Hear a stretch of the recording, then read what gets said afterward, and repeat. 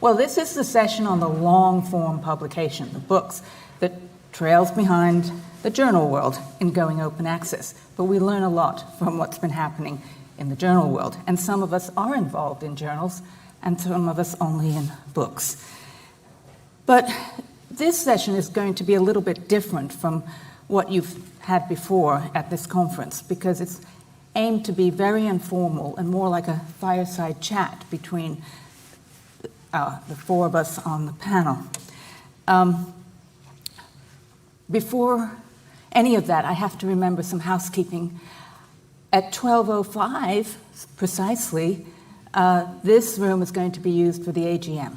And then at 12:30 precisely, lunch is going to be downstairs. And I think ALPS is amazing, keeping more or less to schedule.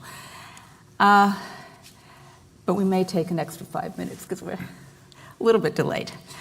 Anyway, I'd like to first start with introducing the panelists. And we're just so lucky to have so many qualified people on the panel. We've got Wendy Queen, who is the project director of Muse and one of the leading aggregators of academic journals and books.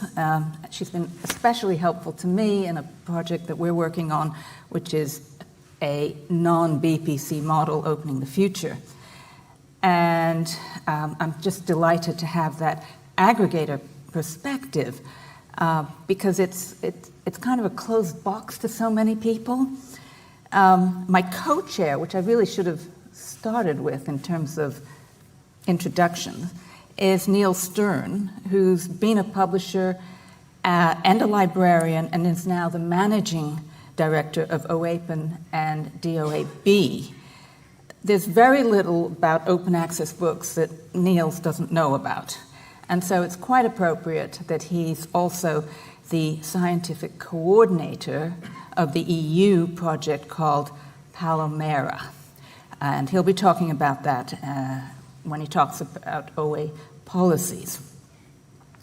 And then we have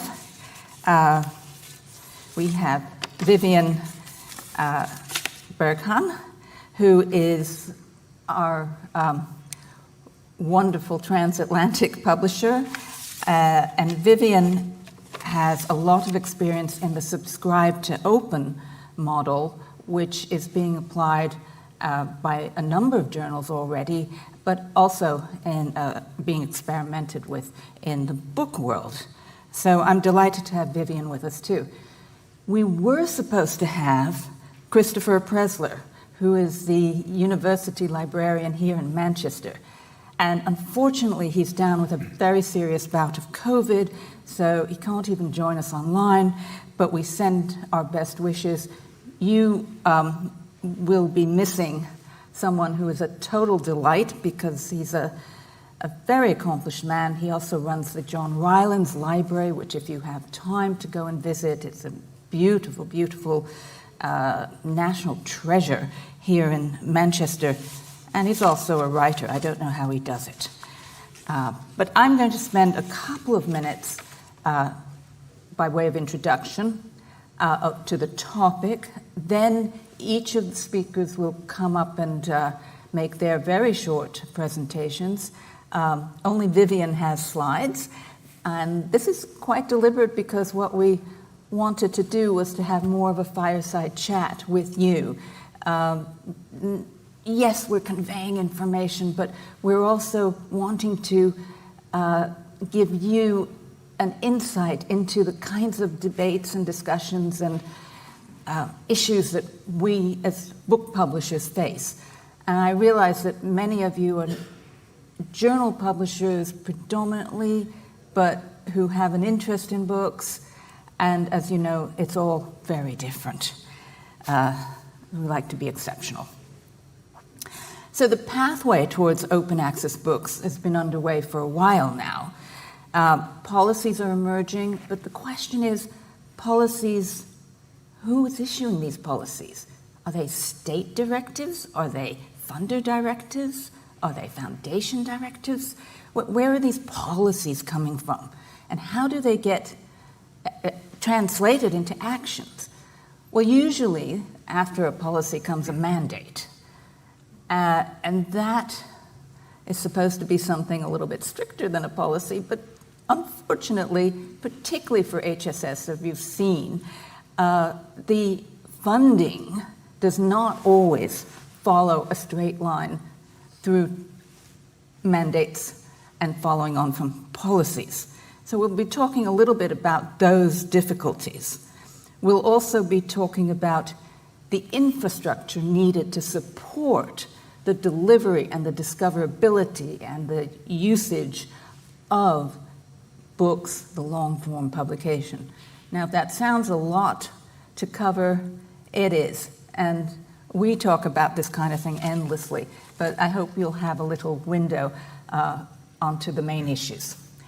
Thank you.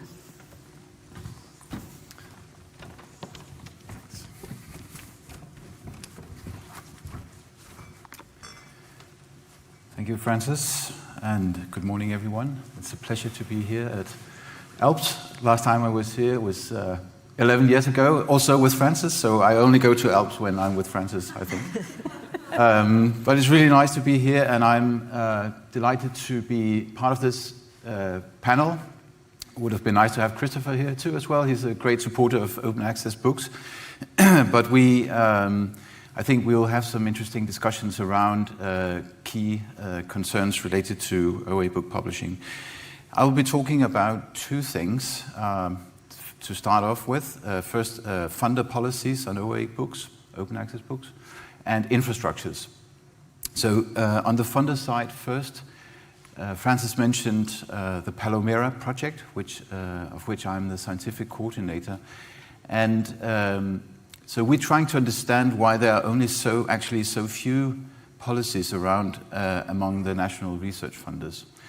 Currently, there are existing policies, for instance, in Austria and Switzerland, in the Netherlands. We've seen UKRI coming out with a policy recently. And there are other few initiatives around. But generally speaking, looking across Europe, which is what we're doing in the Palomera project, we see a much more varied landscape. So Palomera is short for Policy Alignment on Open Access Monographs in the European Research Area. And we are investigating 39 countries across this area, across the European Research Area. And we see a very diverse landscape and development in OA book policy making amongst national research funders and also among institutions. And one way of trying to address this is by one activity we have set up, which is a funder forum. So we are convening research funders and some policymakers to come together to discuss and exchange knowledge and experience around open access book publishing and addressing issues or challenges that they are facing across the board.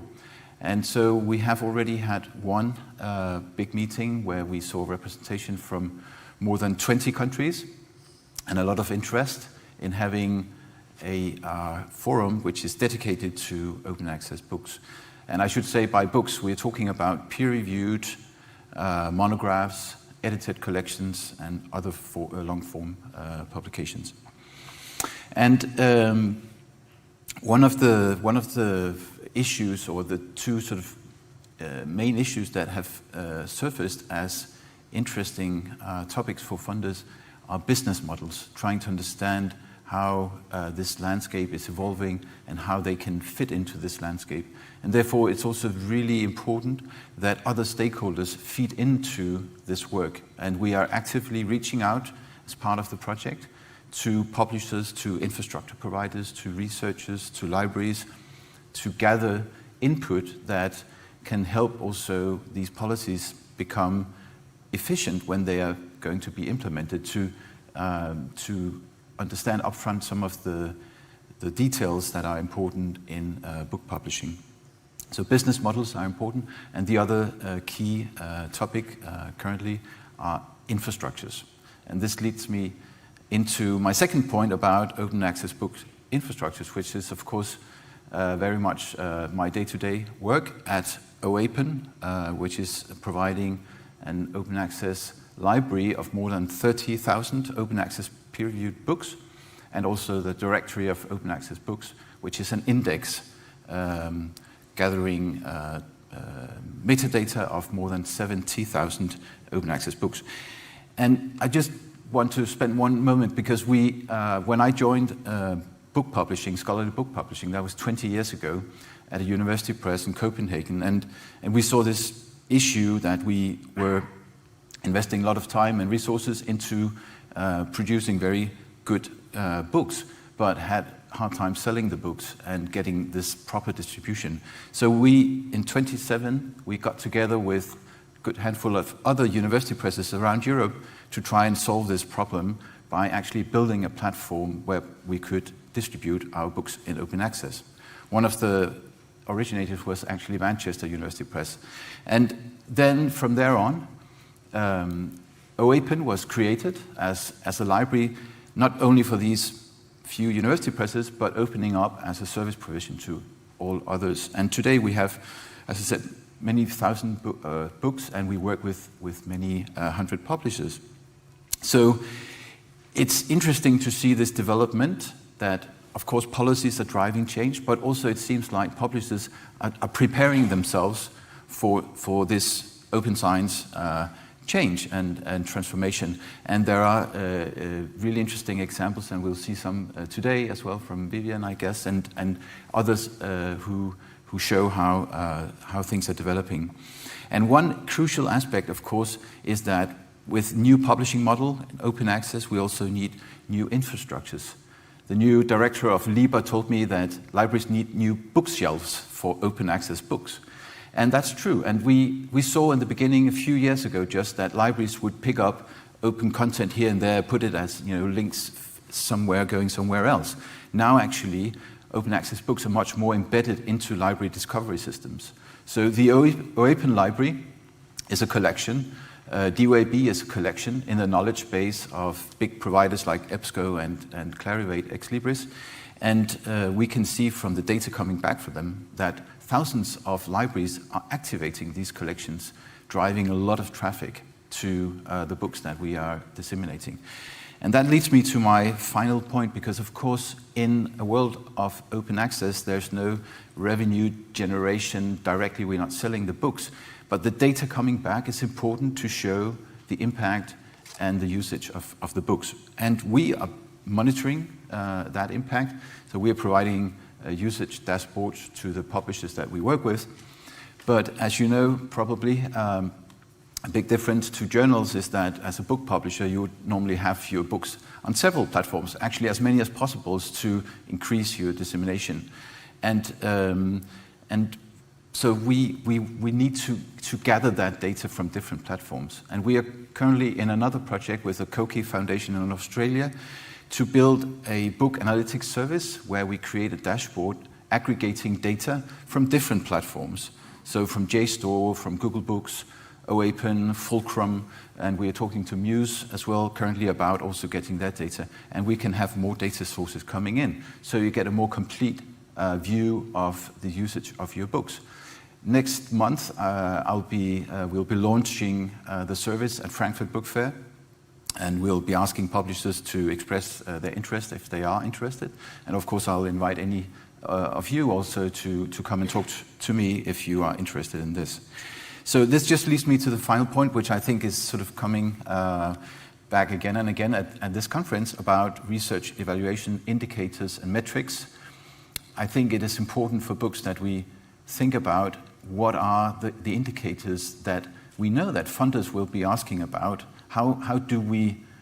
Which books, which type of book publishing should we fund? We get these questions already from some research funders. And I think we are in this situation, we don't have the equivalent of the journal impact factor. Luckily, probably fund books. But what else? Should we have other indicators? How should this be working? I think that could be an interesting discussion. Thank you very much.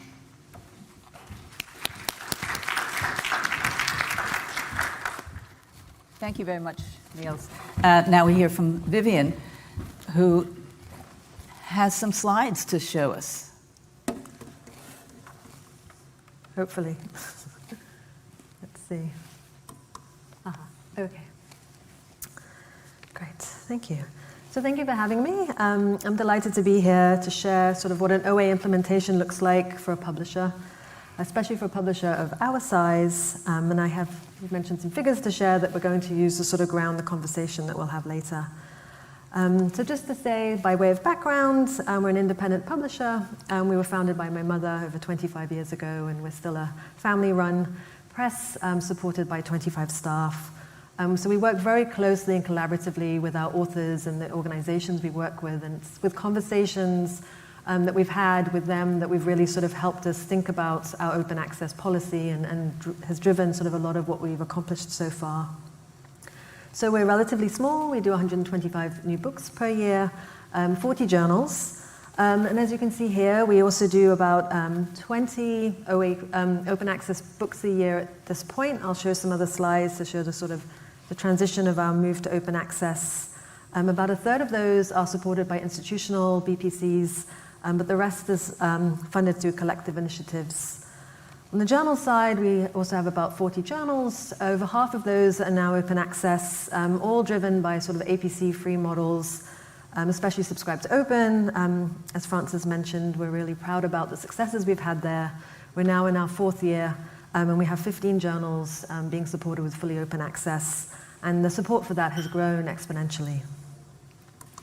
So just to show sort of an idea of the transition of our move to open access, at this point, about 15% of our front list is open access. We did have sort of bumps with backlist, and then I'll show later, because I think that's, there's a very interesting conversation around sort of what open access is doing for the long tail of monographs. But most importantly, it's really to talk about the funding landscape, and as we talk about mandates and funding and later on infrastructure, this sort of just gives you an idea of the funding landscape, of what it looks like for a publisher like us to try and fund open access. I mentioned that a third of that is coming from institutions, but the majority of our OA at this point is funded by collective models, notably, obviously, Knowledge and Latch Select, with whom we've been working since 2016. And that's been a really important way for us to begin into open access. I mean, it really helped propel what we were doing.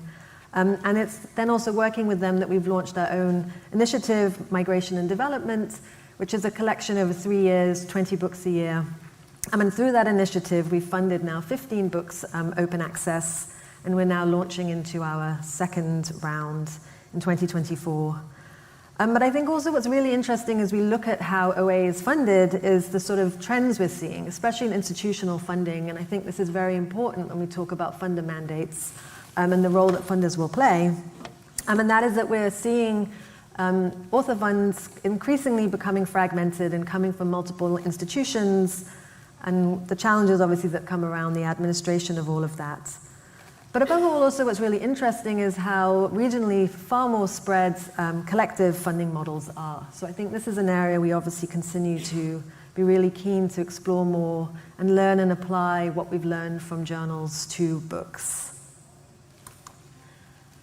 So just to talk a little bit about usage and infrastructure, and so platform distribution. So at this point, we'll talk about the challenges in a minute, and we sort of have quite a limited array of distribution of OA, focusing mainly with JSTOR, who were a very early supporter of open access books and made it very easy. We don't work with Muse, but I know they're equally fabulous. But at this point, we're just mainly with JSTOR, Knowledge Unlatched, and then of course our own website, and then there's the whole retail market that's served through Amazon, Kindle, and Google.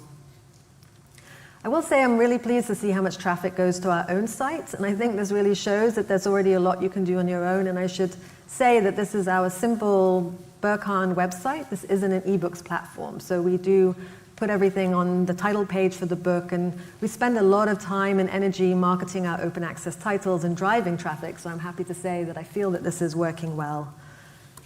And this just gives you an example of some title usage, just to show sort of the spread. And I'm really showing this also above all to drive home the point of the importance of platform diversity and getting the books out there as wide as possible. looking at these stats, you can see over time, we're definitely also finding a really nice array and spread across our list. We're a social sciences, humanities publisher. So here we really have some key areas of all of our books represented well. And above all, interestingly, backlist books that were released later on. But then, of course, frontlist books that are also picking up and very topical. So the cooling down is obviously in climate change. But ultimately, we're seeing some really interesting trends, especially when we look at library traffic through JSTOR versus Amazon, Kindle. These are, of course, then sort of what would be, if we ever were to be considered an academic trade type of title. But I will say delivery remains a challenge. So sort of at this point, it's been very hard to get our ebooks and our OA books out there as much as we would like. A lot of the other platforms have really struggled to get open access titles up. On the one hand, we're already using delivery methods like CoreSource, who we use for our ebooks. But a lot of these delivery mechanisms really struggle with the extra metadata that's needed for open access books. So this really remains a work in progress. So we continue now to then also with EBSCO and ProQuest, who are now also doing more with open access books as well. Our goal is really to get discoverability as much as possible and to really make sure that our OA books are everywhere our ebooks are, because our OA books at this point aren't there. So we really want to make sure that our OA titles are appearing next to every ebook that we have. And that, of course, leads to some challenges that we've talked about, and this is where sort of when we talk about infrastructure. So obviously, on the one hand, there's the funding element, and so that was sort of shown in the earlier slides. And behind that is, of course, the time frame. And when we talk about funding open access, the time frames that happen, even if whether it's institutional funded or a lot of these conditional models, mean that it's very late in the game we find out whether or not a book will be able to go open access. Often institutional funds do start from the very beginning and then also will know right away that they have funding, but there's actually often very many cases where authors will suddenly, right before press, realize they had money or have money and come across money to make the book open access. And then again, KU Select and the different funding models and the time it takes for libraries to pool funds together mean that we're either having to delay titles, withdraw titles, push back pub dates, so a whole range of things that can be very, very messy. So even when we have the challenges on top of the challenges of delivery, you have all these other issues that make this just all quite complicated. So I will then also say, as I mentioned, there are other issues around platforms and being able to make sure that we can get the data out there. A lot of it has been otherwise very manual up to this point, which is not scalable or easy. So really sort of working with CoreSource, with whom we work to distribute. But then other challenges like Amazon and the fact that many of these distribution sources don't know how to handle $0 books or no-priced books, and sort of how to get around that and really make sure, again, we're getting books into the different places that we'd like them to appear. So we continue now to work with CoreSource, make all the tweaks, because our goal is really to automate as much as possible. And I will say then at the end, just in closing, sort of as we look ahead, I think one of the things is obviously funding. How do we continue to fund open access in a way that's sustainable and equitable? As has been discussed in a previous session, as we know, author pays models really are very, very limited. So we're really trying to learn what we've learned from Subscribe to Open on the journal side and the relationships that we've built with libraries who are out there and very keen to support collective action in that respect. It means a need for a lot more flexibility in how we think about and organize and plan for open access titles to publish. Other issues are around delivery. So really the metadata and the constant tweaks that are needed in order for platforms to be able to ingest open access titles. And last but not least, there's then receiving the usage back, which is its whole other can of worms at this point. There still isn't enough convention around the kinds of usage we get back, and having to put that all together remains an extremely manual process. So the open access data trust that's in the works is, for instance, an example of a very welcome initiative underway to help publishers of all sizes, especially those who don't have the in-house tech needed to build up APIs or all the kinds of things that are needed to feed titles back in. So in closing, I'll say, therefore, that it really is about the close collaboration with aggregators, and that's as important as ever as we talk about not only how to get books out there, but how to also get the usage back. Again, that ties back to funders and mandates and sort of the kind of impacts that we then will start have to show. So I think with that then, handing it over to Wendy, who will talk a little bit about that side of it as well. Thank you.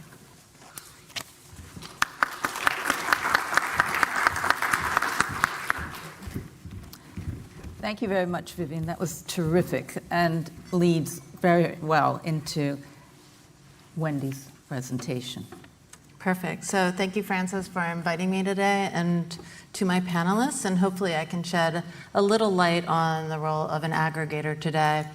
First, a little bit about Project Muse, which is a unique aggregation as we are part of a university press, Johns Hopkins University Press. We have nearly 30 years of experience. We sell and market journals and books in the humanities and social sciences to thousands of libraries globally and provide access to millions of users, many affiliated with libraries, many not affiliated with libraries through OA content. And currently our holdings include more than 800 journals, 100,000 books from more than 400 publishers. A significant portion of publishers participating in Muse are small and may only publish one journal or a handful of books. Alongside the value of OA content being discoverable amongst a large corpus of content, the overarching value of an aggregator is to provide scale in terms of flexibility, services, and costs.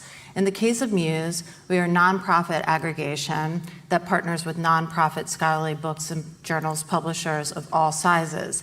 And perhaps many of our larger publishers have the resources to build their own infrastructure, and some do, but most of our smaller publishers do not.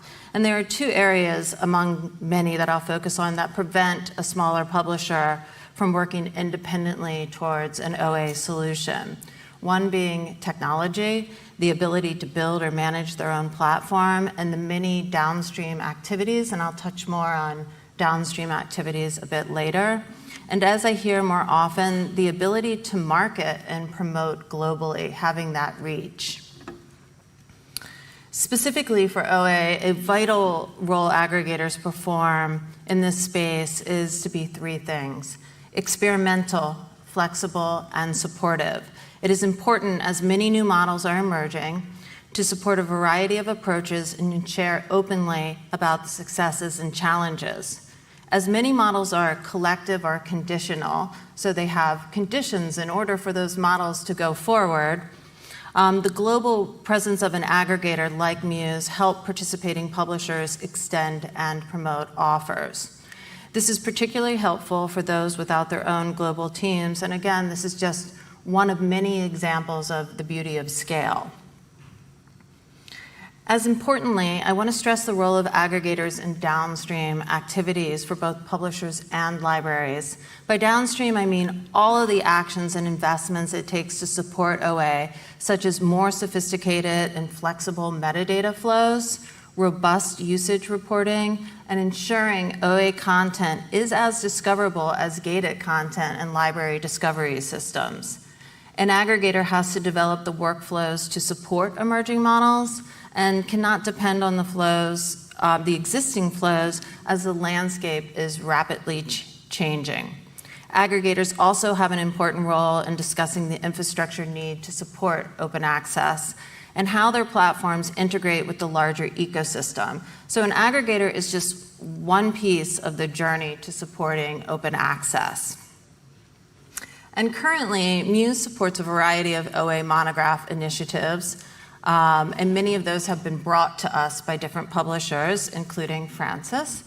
In addition, we are launching a subscribe to open model for journals in 2025. But while this conversation is about books, I can't stress enough that these lessons that go between books and journals are important to share because there are a lot of similarities. And we plan to launch that model for journals in 2025. And unwinding the way we've conducted business for 30 years has been a heavy lift of years of analysis, but as importantly, years of discussing the model with libraries and publishers. So I can't stress communications enough, the role of the aggregator in communicating. My biggest takeaway from launching or moving forward with launching Subscribe to Open has been the willingness of humanities publishers to want to move towards OA, but need us to partner to manage many of the pieces and provide a level of financial assurance. And we as aggregators, and I feel I'm not every aggregator, and there are other aggregators in the room, so speak up, approach supporting OA in two ways. Often a program or a publisher comes to an aggregator with a model and we try our hardest to support it. Like if we can support it, we will support it. However, many publishers want the models to come from aggregators, like with Subscribe to Open. So it requires an aggregator to have the agility to manage many approaches simultaneously for publishers while streamlining the communications to libraries, and let the downstream activities, discoverability, metadata, usage analytics, help tell the story and support the growth. So thank you.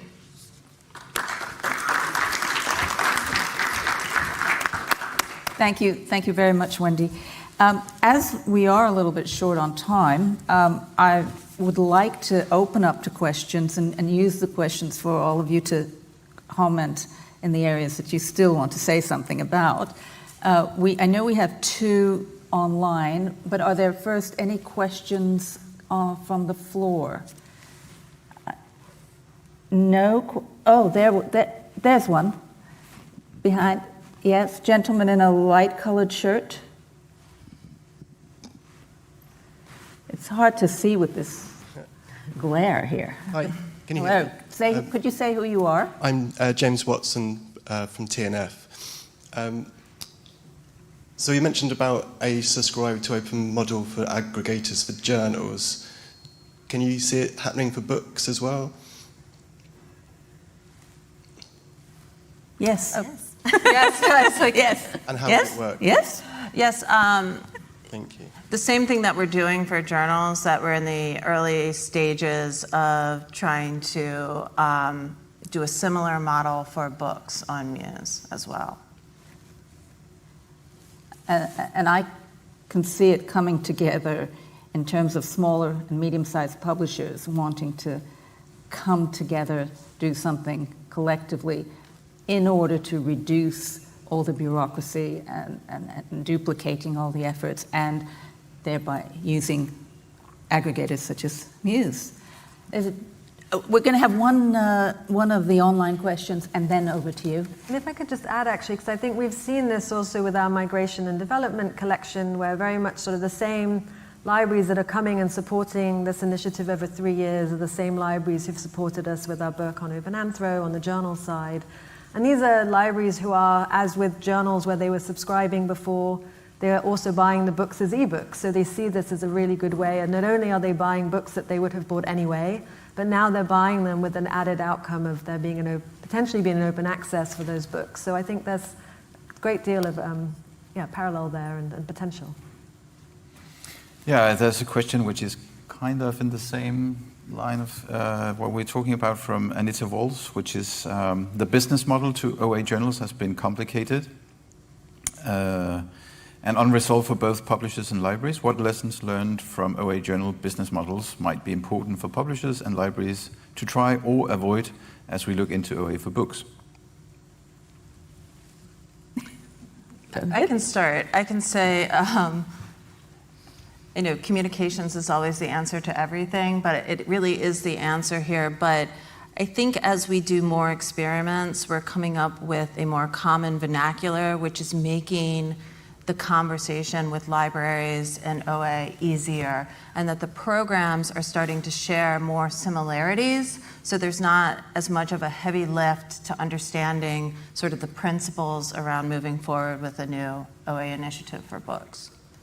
And I would add also using the money that's in the system. I mean, that money is always under stress, but I think, again, sort of using if libraries are supporting the publishers and the books that they want to see published and they would buy anyway, then sort of really rolling that into making those books open access. I think it's really sort of building off the strengths and the reputation and the importance of a publisher and the lists that they're publishing and the authors that they're publishing, and really using that again sort of based in a very qualitative approach to publishing. And I think this is again what we're also seeing, and the lessons we need to learn from journals open access is to move away from this quantitative author pays, which we've seen as being very inequitable, a return to a more qualitative an approach, which is also ultimately about what we as publishers can contribute.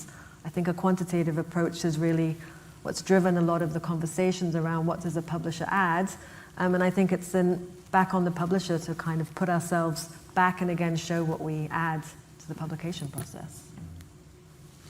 A gentleman here had a question. Hello, Ola Tornqvist, London Mathematical Society. We have 2 book series in collaboration with Cambridge University Press in mathematics. I know we've heard a lot about funding and the business model of open access monographs, for example, and about libraries. I'm trying to think about this from the author's perspective. There's a great interest now from individual authors in publishing open access books. And a lot of research that goes into publishing this kind of books, monographs, is actually unfunded. And the BPC, I'm speaking now because I'm speaking, I believe, for the ignorant journal publishers in the room, perhaps, because I'm trying to understand the difference between the APCs, which are at the level of about perhaps $3,000, whereas BPCs, I understand, are hugely larger, aren't they? And how do you propose to bridge this? How do you reach out to the individual unfunded authors, and how do they get onto the train towards open access in book publishing? Well, the first reply to that would be have a look at the Subscribe to Open Community website, because it tells you about a new non-BPC model, which is effectively building collectives of libraries that are funding publishers to publish open access. And so it's the library money that is being repurposed, rechanneled. And there's a widespread acknowledgement that BPCs really are not the way to go for all sorts of reasons. It's a huge amount of money. It's HSS scholars do not have access to that kind of money. So it's been recognized as a problem, and the solutions are being worked on now. And these are the people who are pioneering the way. So would you like to say anything? First of all, I'm really glad to hear that reaction from you as a researcher. I think this shows also that there has been a development. I mentioned I was 10 years ago, there were different voices at the time, I would say. So that's good. I think there is a lot of experimentation beyond the model we've just discussed. I just wanted to make a reference to, we have an open access books toolkit, which provides you with a lot of this information, where you can actually see all the different types of experiments and other, other things that are going on. So there are places you can visit, and there are many different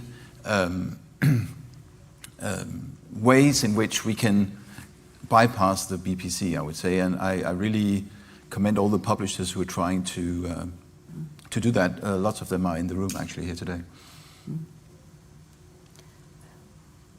There's also the application of the new so-called Diamond set of initiatives, which are also looking for different ways of funding open access, whether it's for articles or books. So yeah, there's a lot going on, and we need to make sure that researchers know that.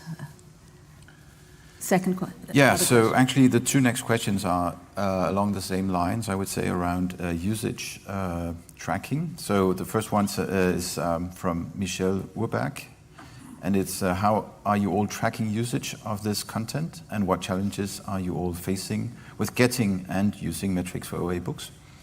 And the other one is from Beth Bolukos about could Neil say something more about the initiative to aggregate usage data, an issue that we have as a publisher of OA books, is that usage data collection is a manual process, but also that usage is not monolithic concept and can mean different things.